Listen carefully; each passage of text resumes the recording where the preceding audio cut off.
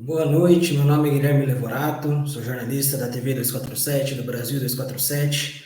Hoje, domingo, dia 2 de outubro de 2022, 9h30, a eleição presidencial vai para segundo turno entre o ex-presidente Lula e Jair Bolsonaro, como vocês podem ver. Lula recebeu 47,85% dos votos e Bolsonaro 43,70% dos votos. Importante dizer que esse número não é um número fechado. A eleição foi definida, o segundo turno foi definido com aproximadamente 96, 97% das urnas apuradas.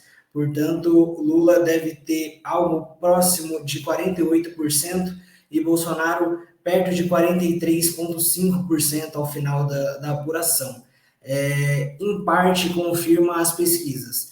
Lula, que vinha pontuando de 50% a 51% em votos válidos nas pesquisas, vai terminar com 48%, ou seja, no limite da margem de erro negativamente. Já Bolsonaro é uma surpresa. Bolsonaro não vinha registrando intenções de votos tão altas quanto registrou hoje, nesse domingo, com a apuração das urnas. Né? O que pode ter acontecido? Ciro Gomes desidratou mais do que as pesquisas previam até. Talvez na margem de erro. Ciro, que vinha pontuando ali em 5%, mais ou menos, podendo chegar a 7% com a margem de erro, ele caiu para 3%. Enquanto Simone Tebet, vou mostrar aqui para vocês o número, Simone Tebet passou para 4,22%. Portanto, Ciro Gomes termina a eleição de 2022 em quarto lugar, abaixo de Simone Tebet, que teve aí um bom desempenho, um bom destaque nas últimas semanas de campanha, principalmente nos debates. Então, esse é o resultado. Presidente Lula com cerca de 48% dos votos, Bolsonaro com cerca de 43,5% dos votos, Simone Tebet com um pouco mais de 4%, e Ciro Gomes com praticamente 3%. A eleição vai para um segundo turno. O que vinha sendo defendido pela campanha petista era uma vitória em primeiro turno para barrar um eventual golpe de Jair Bolsonaro.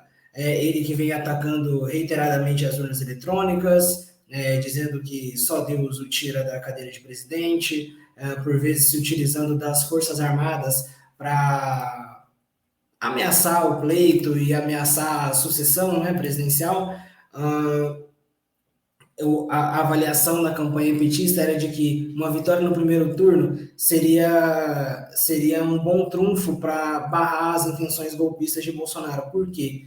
Caso Bolsonaro alegasse fraude no resultado da eleição, ele teria que anular não só a eleição presidencial, como a eleição para deputados federais, deputados estaduais, senadores e governadores. Muitos senadores, inclusive, bolsonaristas, foram eleitos nesse domingo. Portanto, uma vitória em primeiro turno barraria um golpe exatamente por isso. Não haveria como Bolsonaro alegar um golpe, uma fraude nas urnas, sendo que diversos aliados e correligionários também foram eleitos. Então, essa era a avaliação petista. Uma outra informação importante que eu queria mostrar para vocês é exatamente sobre os principais estados, né? Como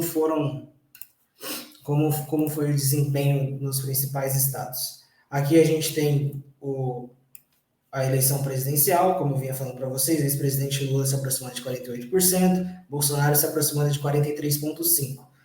Vamos dar uma rodada aqui para mostrar para vocês os principais estados. São Paulo.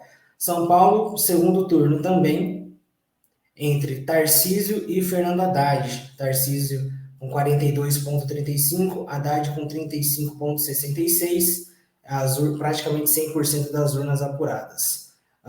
Senador eleito Marcos Pontes, Márcio França, desculpa, vinha liderando nas pesquisas, assim como o Fernando Haddad também vinha liderando, mas não foi isso que as urnas mostraram. O bolsonarismo ganhou tração aí nesse domingo e cresceu em São Paulo. No Rio de Janeiro, temos reeleição. Vou mostrar aqui para vocês.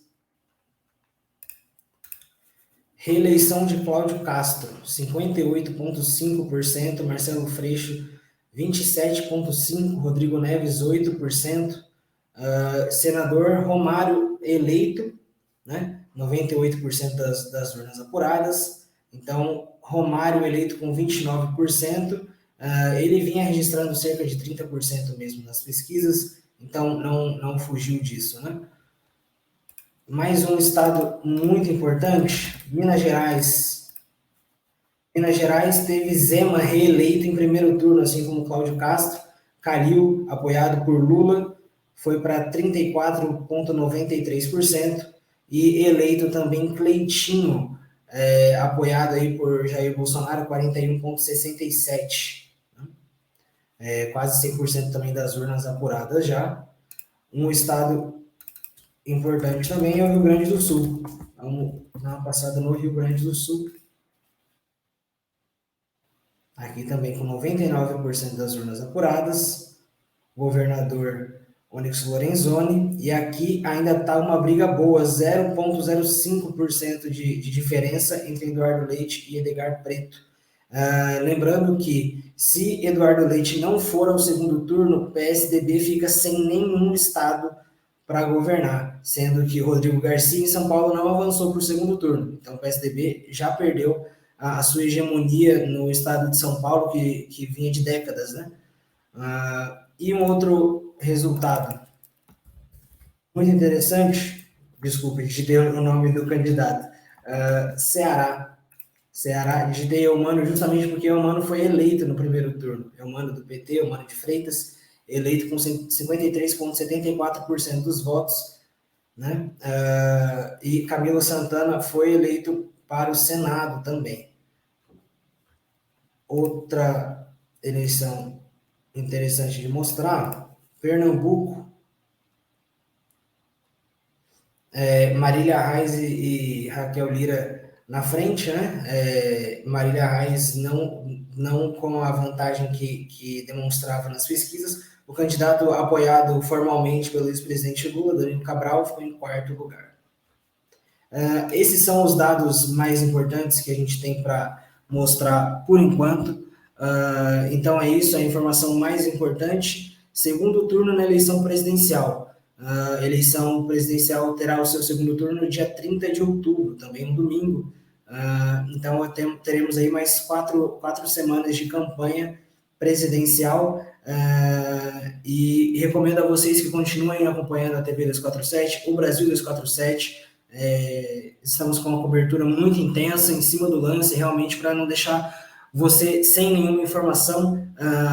O time da TV 247 em peso, com Florestan, Tereza Cruvinel, Aroeira, Rodrigo Viana, Gisele Federici, Aquiles, toda a equipe realmente centrada e reunida ali para passar para vocês as melhores informações, as melhores análises. Se você gostou desse vídeo, dê um like, compartilhe e seguimos juntos ainda nessa apuração que não foi totalmente definida.